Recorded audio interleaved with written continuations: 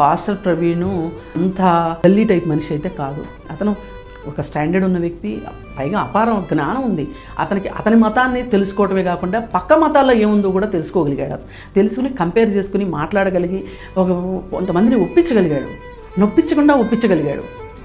అంటే చాలా నాలెడ్జ్ కావాలి నొప్పించకుండా ఒప్పించడం అనేది. మరి అంత జ్ఞానవంతుడు, చాలామందికి అతను ఒక ఆత్మలాగా అయ్యాడు.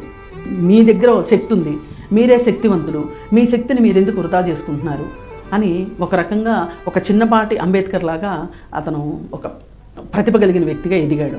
అలాంటి వ్యక్తి ఇవాళ ఇంత బాధ్యతారహితంగా చనిపోయాడా అంటే మాలాంటి వాళ్ళు కూడా నమ్మాలనిపించట్ల. ఇప్పుడు మాట్లాడడం వేరు, జ్ఞానంతో మాట్లాడడం వేరు. జ్ఞానంతో మాట్లాడాలి అంటే దానికి కాస్త శక్తి ఉండాలి, మాట్లాడటానికి వాక్శుద్ధి ఎట్లాగూ కావాలి. అలాగే జ్ఞానంతో మాట్లాడాలి అంటే స్టడీ ఉండాలి. అది చేశాడు. అందుకని మాలాంటి వాళ్ళకి గౌరవం అనిపిస్తుంది. ఏ మతాన్ని నమ్మని నేను కూడా అతని మతంలోకి సంబంధించిన వాళ్ళకి జీవితం మీద ఒక ఆసక్తిని, బతకడానికి ఒక ధైర్యాన్ని, అలాగే భవిష్యత్తు పట్ల ఒక ఆశని కలిగిస్తున్నాడు.